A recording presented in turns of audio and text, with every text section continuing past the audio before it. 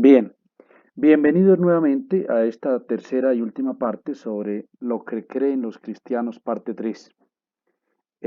Ya en las dos videos anteriores habíamos abordado unos comentarios sencillos sobre eh, la fe en Dios Padre Todopoderoso, la fe en Jesucristo. Y hoy vamos a abordar el último tema de los últimos 6 elementos de lo que creen los cristianos. Bien, vamos a abordar en primer lugar. Tenemos en primer lugar que el Espíritu Santo es Dios, Señor y dador de vida. Para la fe cristiana, Dios es Padre, Hijo y Espíritu Santo, tres personas distintas, una sola, única e indivisible divinidad. Eh, Han tratado teólogos y estudiosos de distintas épocas, tratado de explicarlo, pero de manera resumida se ha enunciado como el misterio salvífico de Dios Trinidad.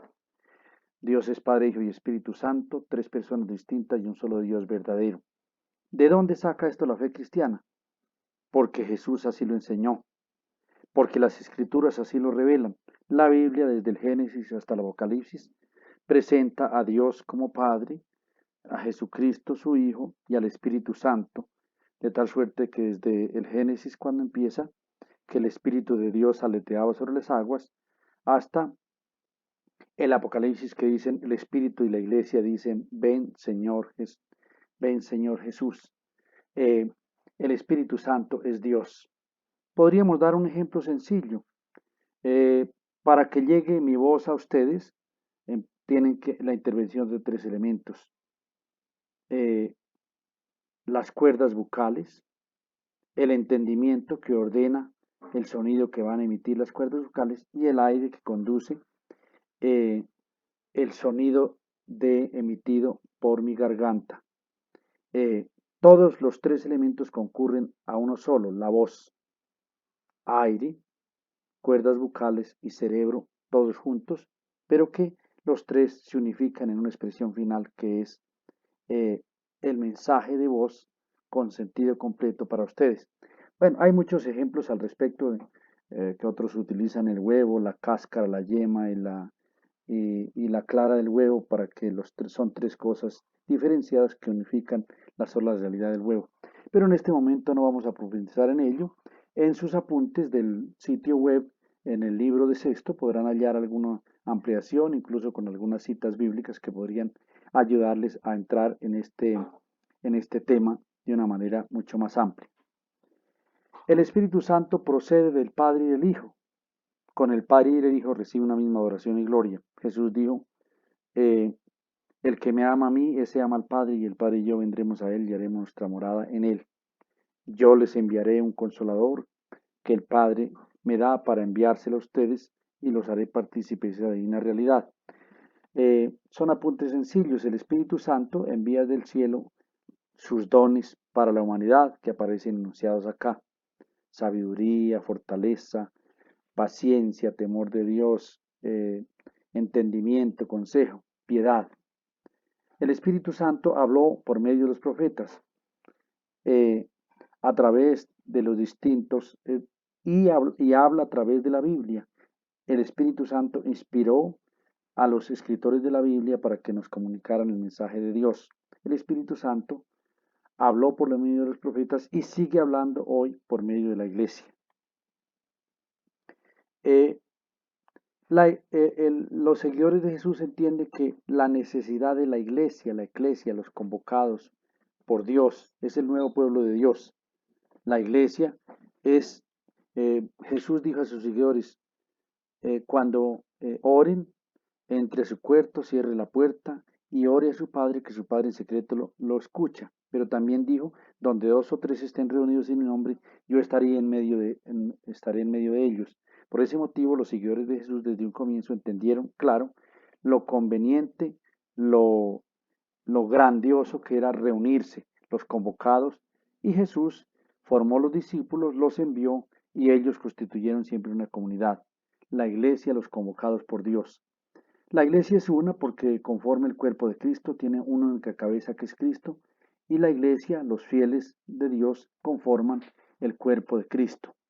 Es santa porque no porque los miembros de la iglesia sean demasiado buenos, sino porque eh, ha sido lavada y redimida de sus pecados en el bautismo por la sangre de Cristo, purificada por la sangre de Cristo, está en las manos de Dios y es iluminada por el Espíritu Santo. Por eso la iglesia es santa.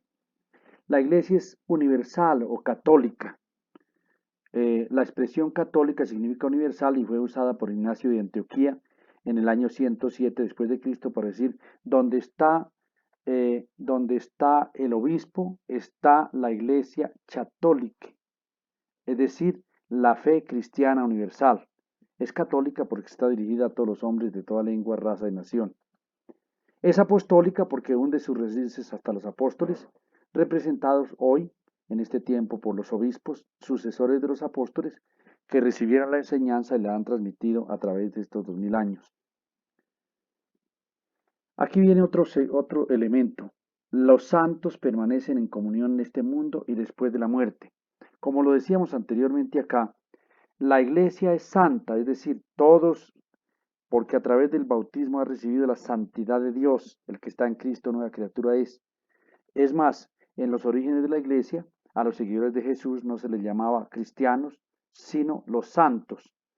Y por este motivo, los santos vivos en este mundo, los santos que ya gozan de la presencia de Dios y los que son purificados por el amor de Dios para gozar de su presencia plena, permanecen en común unión. ¿De qué manera? Esa comunión se da en Cristo. Los que están en el cielo están con Cristo, los que son purificados están en búsqueda de Cristo y los que están en este mundo siguen a Cristo. Por tanto, los tres están en comunión en Cristo, unidos en Cristo, aun cuando se esté en este mundo, en la eternidad o siendo purificados por el amor de Dios. Eh, la fe cristiana reconoce que existe el perdón de los pecados. De hecho, el bautismo es para el perdón de los pecados.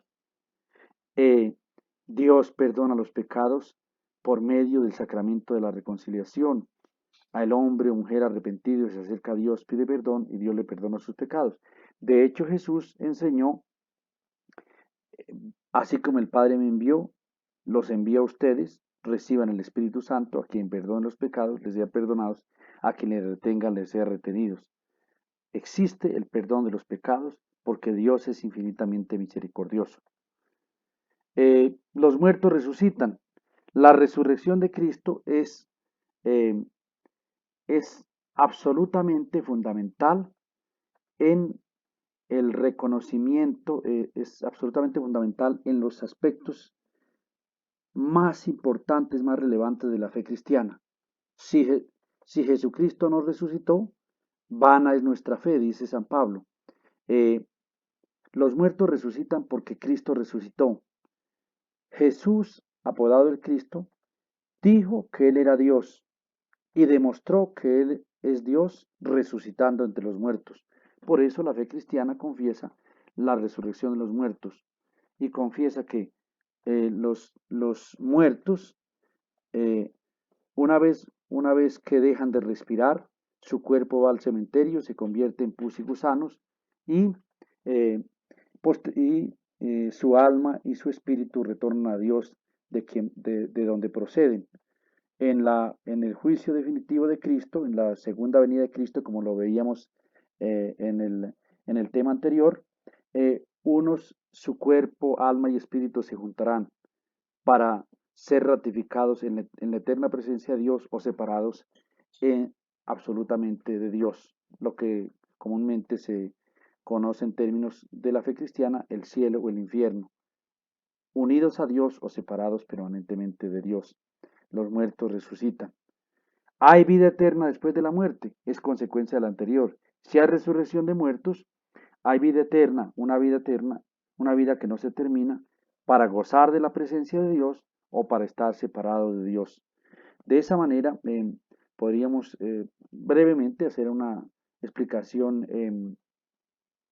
corta sobre estos elementos, estos últimos 6 elementos de la fe cristiana que naturalmente aparecen ampliados en el texto del grado sexto. Y termino diciendo que la fe cristiana, el Padre, el Hijo y el Espíritu Santo, y esto es la iglesia, la comunión de los santos, el perdón de los pecados, la resurrección de los muertos y la vida eterna, pues son elementos fundamentales que en la meditación cristiana se centran en Cristo, que es el Hijo Eterno del Padre hecho hombre para la salvación de la humanidad y que es el camino que conduce a la humanidad hacia Dios. Pues bien, agradezco su atención en este último tema de la fe cristiana y deseo que sea de gran utilidad para la solución de sus actividades.